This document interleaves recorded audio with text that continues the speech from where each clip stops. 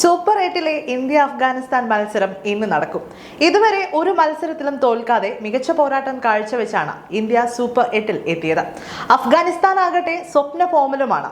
ഇവർ തമ്മിൽ ഏറ്റുമുട്ടുമ്പോൾ ആ പോരാട്ടം ഒരു ഒന്നൊന്നര പോരാട്ടം തന്നെയാകും. നിലവിൽ സ്വപ്ന ഫോമിലുള്ള അഫ്ഗാനെ പൂട്ടാൻ കിടിലൻ പ്ലേയിങ് 11 തന്നെ ഇന്ത്യ ഇറക്കേണ്ടതായിട്ടുണ്ട്. ഇത് ശരിവയ്ക്കുന്ന രീതിയിൽ വാർത്താ ഏജൻസിയായ PTIയുടെ റിപ്പോർട്ട് എത്തിയിരിക്കുകയാണ്.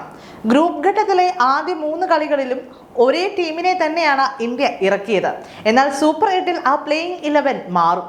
സൂപ്പർ 8 മത്സരങ്ങൾ നടക്കുന്നത് വെസ്റ്റ് ഇൻഡീസിലായതിനാലാണ് ഇന്ത്യ ഈ മാറ്റം കൊണ്ടുവരുന്നത്. ഓപ്പണിംഗിൽ നിന്ന് കോഹ്ലിയെ മാറ്റാൻ സാധ്യതയുണ്ടെന്ന റിപ്പോർട്ടുകൾ നേരത്തെ വന്നെങ്കിലും ഇപ്പോൾ വീണ്ടും ഓപ്പണിംഗിൽ രോഹിത് ശർമ്മയും വിരാട് കോഹ്ലിയും തന്നെ ഇറങ്ങാനാണ് സാധ്യത. ഓപ്പണിംഗിൽ ഇതുവരെ ക്ലിക്കായില്ലെങ്കിലും കോഹ്ലിയുടെ പൊസിഷൻ മാറ്റാൻ ഇന്ത്യ താല്പര്യപ്പെടുന്നില്ല.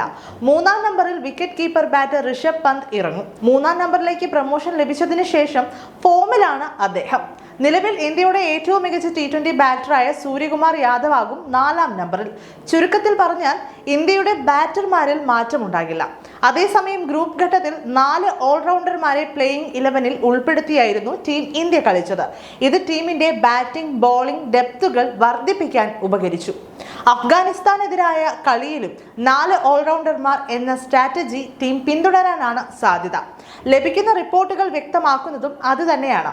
ഈ അവസരത്തിൽ ഫാസ്റ്റ് ബോളിംഗ് ഓൾറൗണ്ടർമാരായ ഹാർദിക് പാണ്ഡ്യ, ശിവം ദുബെ, സ്പിന്നർ ബോളിംഗ് ഓൾറൗണ്ടർമാരായ അക്സർ പട്ടേൽ, രവീന്ദ്ര ജഡേജ എന്നിവർ പ്ലേയിങ് 11-ൽ എത്തും. എന്നാൽ മാറ്റമുണ്ടാവുക ബോളിംഗ് നിരയിലാണ്. അഫ്ഗാനിസ്ഥാനെതിരായ കളി നടക്കാനിരിക്കുന്ന ബാർബഡോസിലെ കെൻസിംഗ്ടൺ ഓവലിൽ സ്പിന്നർമാരെ അനുകൂലിക്കുന്ന വിക്കറ്റുകളാണ് ഒരുക്കിയിരിക്കുന്നത്.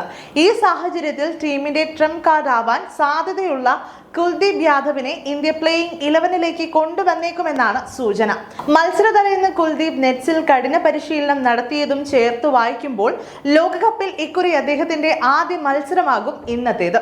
കുൽദീപ് ടീമിലേക്ക് വരുന്നതോടെ ഫാസ്റ്റ് ബോളർമാരിൽ ഒരാൾക്കാവും സ്ഥാനം നഷ്ടമാവുക. പ്രസ് ട്രസ്റ്റ് ഓഫ് ഇന്ത്യയുടെ റിപ്പോർട്ട് പ്രകാരം അത് മുഹമ്മദ് സിറാജ് ആയിരിക്കും. ലോകകപ്പിൽ ഇക്കുറി ആദ്യ 3 കളികളിലും ഇന്ത്യയുടെ പ്ലേയിങ് 11-ൽ ഉണ്ടായിരുന്ന സിറാജിന് 1 വിക്കറ്റ് മാത്രമാണ് നേടാനായത്. ഇത്തവണ ഇതിനകം 7 വിക്കറ്റുകൾ വീഴ്ത്തിയ ഇടം കയ്യൻ പേസർ അർഷ്ദീപ് സിംഗും 5 വിക്കറ്റുകൾ പിഴുത ജസ്പ്രീത് ബുംറയുമാകും ഇന്ന് ഇന്ത്യയുടെ സ്പെഷ്യലിസ്റ്റ് പേസർമാർ.